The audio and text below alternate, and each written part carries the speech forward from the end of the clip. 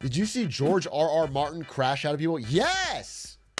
I did see this. Wait, let me see his blog. George R.R. Martin, every few months, will post an update to his Tumblr blog. He still uses Tumblr, where he'll talk about one of the many projects that he's working on that isn't Winds of Winter, the book that he has been promising for 14 years. So recently, he's become so used to the comments asking about it that he crashed out a bit. He crashed out in his most recent May 28th article. He talks about how he's got a short film, Night of the Cooters, making some animated films. Okay, he's doing a little extra screenwriting. And of course, after making this 2-paragraph announcement, he has little parentheses here where he says, I know, some of you will be pissed off by this, as you are by everything I announce that is not about Westeros or the Winds of Winter. You have given up on me or on the book. I will never finish Winds. If I do, I'll never finish A Dream of Spring, which is the next book, the final book. If I do, it won't be any good. I ought to get some other writer to pinch hit for me. I'm gonna die soon anyway because I'm so old. I lost all interest in A Song of Ice and Fire decades ago. I don't give a shit about writing any longer. I just sit around and spend my money. I edit the Wild Cards books too, but you hate Wild Cards. You hate everything else I have ever written. The Hugo winners and Hugo losers, A Song for Laia and The Dying of the Light, Sand Kings and Beauty and the Beast, Tower of Ashes, The Stone City, Old Mars, Old Venus, Rogues and Warriors, and Dangerous Women's, and all the other anthologies I edit with my friend Gardner Dezois. You don't care about any of those though, I know. You don't care about anything but Winds of Winter. You've told me so often enough. The thing is, I do care about them. And I care about Westeros and Winds as well. The Starks, and the Lannisters and Targaryens, Tyrion and Asha, Dany and Daenerys, the dragons and the direwolves. I care about them all. More than you can ever imagine. That was his only thing. And so, listen, I can understand he's an online figure. And as an online figure, the worst people on the internet will constantly be sending you unsolicited, stupid messages.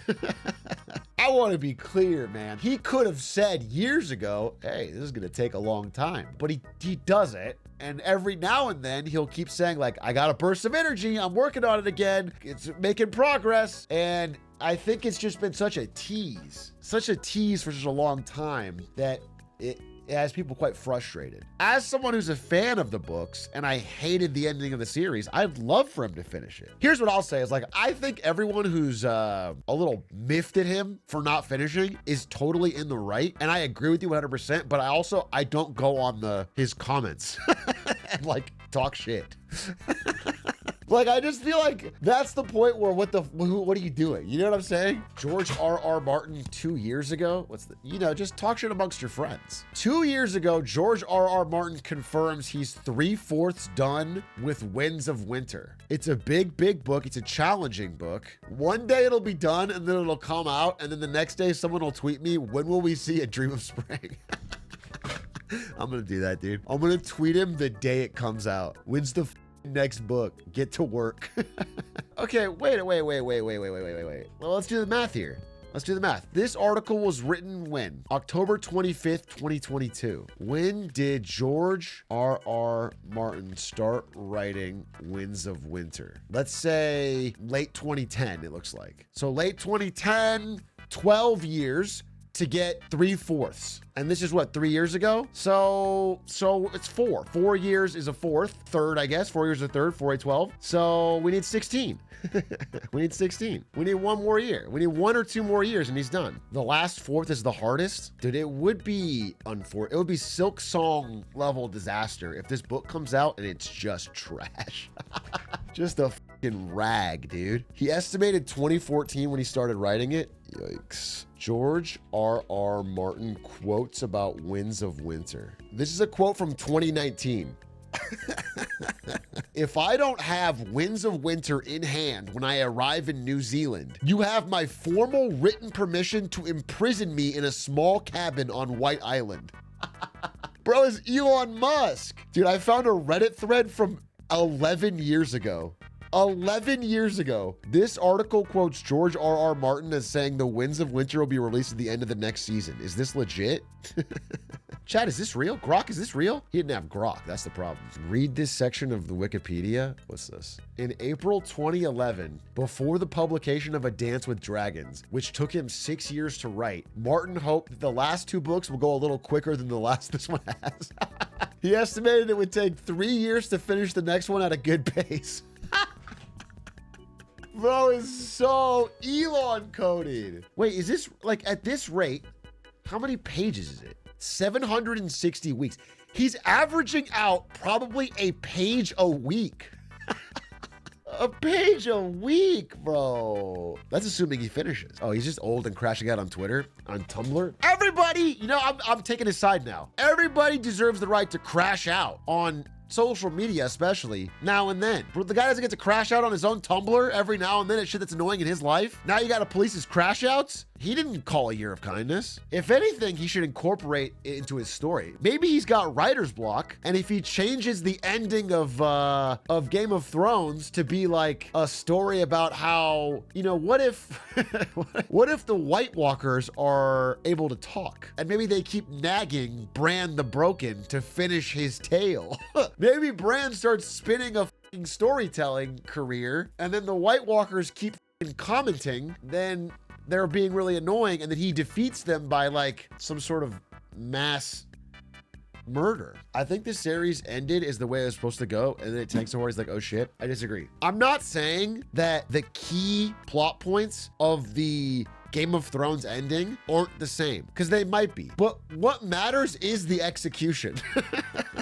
The dialogue matters. The little motivations matter. The lines. I mean, saying something like, who's got a better story than Bran the Broken? Like, he wouldn't write it that way. He wouldn't do that. So even if it ended up with Bran sitting the Iron Throne, he would have some nuance and some, based on his previous books, some reality to it that makes it feel earned. Even like, okay, I think we all know, if you watched Game of Thrones, spoiler by the way, but if you watch Game of Thrones, it's apparent from the beginning that Daenerys is eventually going to go crazy. That's why they set up the whole thing about the madness in her family and the evil burning father and her seeing her brother burn. You get that, but like the way they do it in the show is so stupid that it feels sloppy. It's a slop top chop fest, okay? It's just rushed and unsatisfying. Kind of like how I have sex.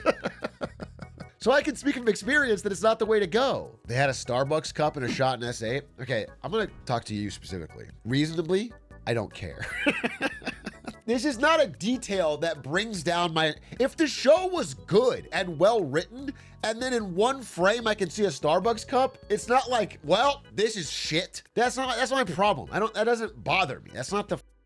If anything, it's funny. You remind me of is George Lucas. So, you know, this speeder in A New Hope, they made this effect by having wheels here, and they just rubbed Vaseline on the lens. They just rubbed Vaseline on the, because it's the 70s, right? So they rubbed Vaseline on the lens to make it seem like there's no wheels. And George Lucas looks back on that and he goes, ugh, it's so terrible. It's so awful. Like, what we have to do is remake it. And so he remakes the original trilogy and like adds advanced things here, and then a bunch of random critters walking around and like weird cutaway shots of Jawas dancing and all this bullshit that just makes the scene less real. And it's like the point of the people love the original is not because it was so realistic looking, it's because they didn't care. It's about the story. And I think there's a quote, I'm trying to remember the exact quote. God damn it, I can't remember. It's Harrison Ford who says basically, George, if they're looking at the speeders, if they're looking at the bottom of the speeder, we got bigger problems. Like, if you're looking at a movie and you're noticing little details like that, you've got the people are so bored that they're fucking checked out on the, if they're gripped by your characters and your tale, you could make any, I mean, that's why plays work. Do you know what I'm saying? If I'm watching a fucking play and they've got a guy in the background pretending to be a tree, I don't go, that's obviously not a tree. I'm taken out of the immersion. If the writing is good enough, it's like we all just go along with it. It's the fucking story. It's the narrative that matters. Not me. I like to criticize everything. Silence, cinema enjoyer, a based, letterboxed addict has arrived. I respect it, bro. Some people get more enjoyment out of the post-film criticism than the film itself. If only the play Abraham Lincoln saw was a little bit more boring. Okay, speak to this. Are you trying to say that Abraham Lincoln only died because the play was riveting, so he didn't see the guy coming to kill him? Everyone's saying yep and true. Okay, fine. Like, I'm not defending the play My American Cousin. I haven't seen it. But what I would say is your logic would imply that we should make all media worse in case a president happens to be watching it, so they get bored, so they don't get snuck up on to be assassinated. What if it's already happening? Why are movies worse now? Huh? Think about it. Why do we have so many boring sequels? It's to save lives, folks. Everybody knows that during Trump's speeches, he watches a cut of The Minions, the latest The Minions movie. It's on his teleprompter. There's no words there, it's just The Minions, okay? If it was a gripping movie like The Minions 1, he might have gotten shot that day. But because he was watching Rise of Gru or some boring ass one, he was able to dodge that shit.